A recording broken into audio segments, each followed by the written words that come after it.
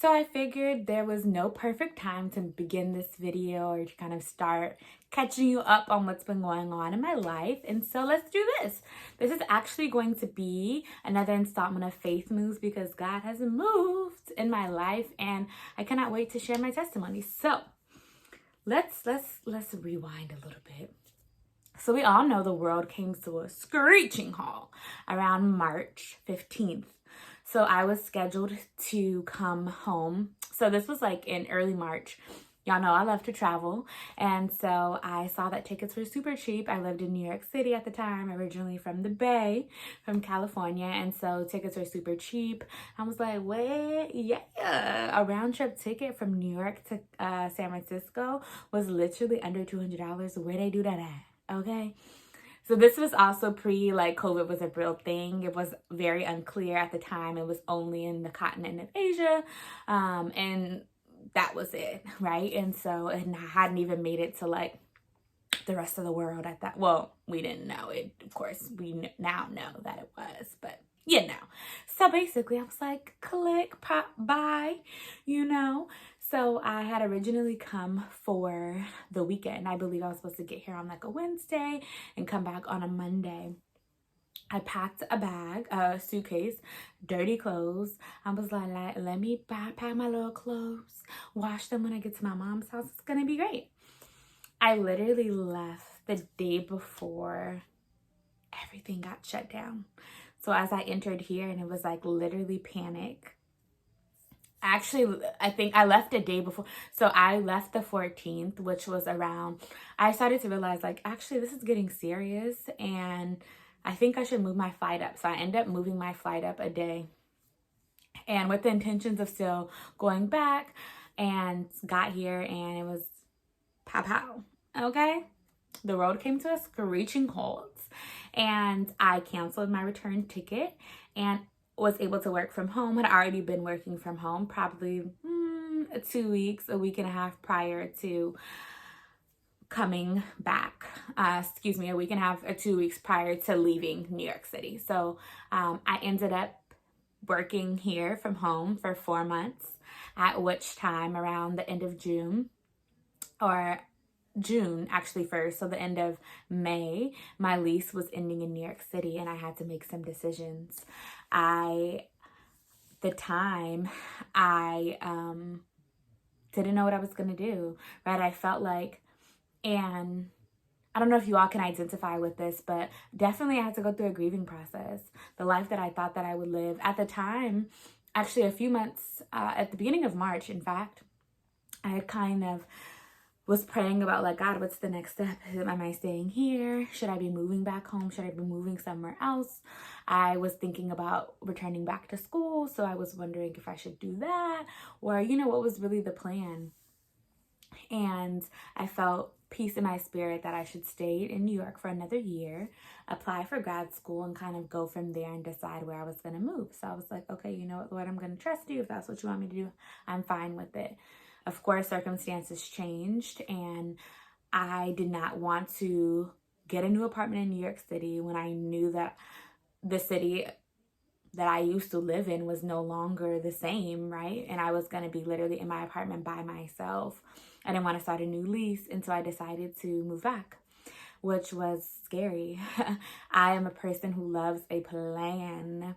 I love to plan things out and really create a system so that I am at peace with, like, I know all the parts, I know what's going on, and I did not have the opportunity to do that at all. Okay. I have a few clips of me moving, and so I will try to see if I can put them into a video. If not, I will try to throw some in here. But so yeah, y'all, I had to really come to terms with and just be at peace with, like, okay, God, this is happening. Luckily, I was able to go back to New York around the end of, I think it was, I can't remember, y'all, if my lease ended in June 1st or the end of June. But anyhow, went back to the city. I had 3 days to pack up my whole life. And I went on a spree of packing and selling everything. So I sold like a lot of major items and just packed my clothes, shoes, books, And yeah, that was really it. When I said that was really it, like, I will insert a picture here of how much stuff that was. Okay, so clearly it wasn't like a little bit, but still that was enough for me. And so yeah, so I just went through that grieving process of like, okay, God, this is where I'm at, that I'm frustrated, I'm hurt that, you know, this decision was kind of made for me and I'm forced into this, and just instead of deciding for myself that this is what I desire and wanted to do. And so it takes some time really to like move through those feelings and to be at peace with this next step. It required me to make have some difficult conversations with family, with friends, which were needed, but I don't think that I had processed fully and was ready to like, you know, step into that. But sometimes that's what you need, right? I don't think we're ever ready to kind of fully transition into the next phase. And sometimes God has to make that, with his infinite knowledge and wisdom, make that transition for us. And so for that, I'm super grateful. So it's on the personal side. There's a lot of other personal things that were going on. I sadly experienced death of my cousin. And so just a lot of loss. Of course, as a nation, we were grieving, like, of course, so many folks. I had students, parents that were passing away from coronavirus. I had past coworkers that were. So like that was really hard. And then we were, as a nation, reckoning with like racial, you know, all the things. Even though as people of color, as a Black woman, I deal with it every day, right? But so it was taxing, to say the least, y'all. So that was going on the personal side of things. Let me tell you, let's get real transparent up in here about the professional side of things. So I'm going to try to make this story very quick. I have been at my current company working in the intersection of tech and education for the past 2 years. And so as I reflected, I realized that, first of all, that's the longest I've been. So right out of college, I taught in New Orleans for 2 years through Teach for America. I moved back here to the Bay and taught for another year at a study abroad high school. And then I went into this job. God is just so faithful. There was a particular opportunity that I was really, really desired. It didn't end up working out, and I was devastated. When I tell you devastated, y'all, I was devastated. I was so ready to move out of New York. I was so ready to be like, deuces, Jesus, I am done. Don't you know how I feel about this place? And so yeah, when that didn't work out, I was like, okay, well, Lord, I'm going to trust you. I was talking with my current company about potential promotion opportunities, and we had kind of solidified some things, and I was excited about that and that possibility.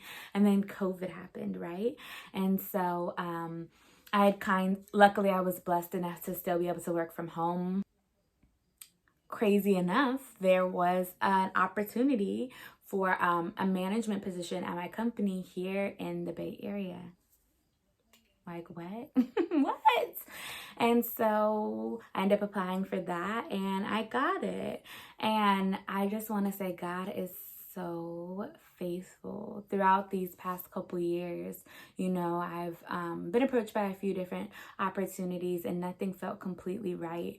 And so it was frustrating, you know, not knowing like what the next step was. And it wasn't even just about those opportunities, but it was also about, God, what have you called me to do here on this earth, you know? And because there's a lot of things that look good, y'all, that are good things, but may not be good for you. Like, I see different fashion opportunities, and I enjoy fashion. I'm like, oh, I could do that. I could be good at that. But like, is that worth my time? Let me give you a quick example. So as you know, everything was virtual, right? There was lots of opportunities for that. Parents had these pods, right? Like 5 to 6 students, and wanted somebody to teach probably for 12 hours a week. So I actually met up with a family. It was a group of families. It was 3 families. It was 6 kids, 3 girls, 3 boys in 2nd and 5th grade, right? And so potentially I was discussing with them to be able to teach their kids about 10 hours a week. And it was very doable. It was outside of my work hours. And what happened? Yeah. And so y'all, the money was good. Okay. Let me just tell you, the money was nice. Okay. So, when I first saw the opportunity, I know God told me, no, that you wouldn't have time. And I was like, God, I could do this. I'm a hustler, baby. I can do this, Lord. What are you talking about? And y'all, like, went to meet the families. It was great. Everything was going good. It was literally the week I was supposed to start with them, I got this contract back, and it was not what we had discussed. What we had discussed in person, it was clear to me that they needed somebody full time, and it was just not possible. And I ended up having to, decide not to continue with that, which, y'all, there was absolutely no way. God was so right. There's no way I would be able to support that and do the job I'm doing now. But as I'm wrapping this up, I just want to say God is crazy faithful, even when I thought that he didn't see me, right? Or when I was frustrated and feeling like there was these opportunities that was passing me by, that people were going on and doing other things. God, I needed to be where I was because I needed to learn. I needed to grow in that space, right? There was things that I still needed to learn before I went to lead my own team, before I became someone else's manager, right? There were skills that I was learning along the way. Literally, the way that God set it up this summer, the opportunities that I had to lead within my organization prepared me for where I am now. Without those, I am clear that I would not be where I am. And even the promotion the position that I have now is beyond the possible opportunity that I had discussed pre-COVID. And like, that's how crazy God is. And so just saying, like, God is so faithful. He is so good. I am back home and just grateful to be in this space to grow. I don't know what the next step is. I know I had said that I wanted to go back to school, and that may still be on the table at some other time, but I feel peace about where I am right now. I know that God is faithful and that he listens to you. He hears you. There are still things that I'm praying about and praying for. And I trust that he is going to provide those, and I cannot wait to share with you God provided this and share that testimony when it comes. Just encouraging you to continue to trust God, that literally when he says above and beyond anything you could ask, think, or imagine, like, he means that. Like, he means that. I could not have ever thought that I would be where I am right now, especially at such a young age, to be leading a team of 5 people, and I am 26 years old. I'm just so blessed. I am so blessed, y'all.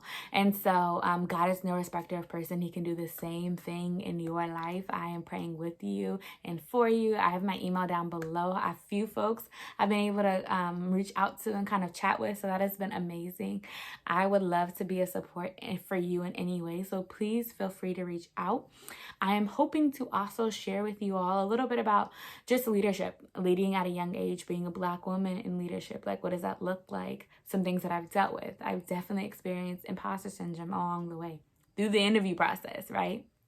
And also, yeah, I just wanted to say it took a little bit, like, so the interview process was about a month, and I thought that I wanted it to be instant, right? I was like, God, why is this taking so long? What are these people doing? What's going on, right? This is supposed to be an internal hire, and it's still taking this long. Whatever way it's going to be, I'm cool with that, Lord, but like, what is going on? And God, throughout that process, he needed to work some things out in me and my mindset to be ready to take that on. And so just encouraging you in the wait, like, God is working on you too, right? That nothing is wasted time, that everything he uses to be able to prepare you for your next. And when God does it, it will not be premature. You will be prepared for the next step, right? It will not be something that you have to struggle. It's not to say that there won't be hard times, but it won't be something you have to constantly struggle at, and it's a fight throughout the whole process. When it's like that, something may be a little off, and go back to God and say, like, hey, Lord, is this, what do you want me to learn from this? Not to say that it's going to be easy, because it has not been easy, let me tell you. But it's been fulfilling. I know in my heart I have peace that this is where God has led me, and this is where I'm supposed to be. And I'm growing in areas that I desire to grow in. And I'm excited about what I'm doing. And so I just want to encourage you all that God hears you. He has not forgotten you. He sees you. And I'm praying with you that whatever God would continue to give you the desires of your heart, as long as they align with his will. Have a beautiful day and expect more. Expect more.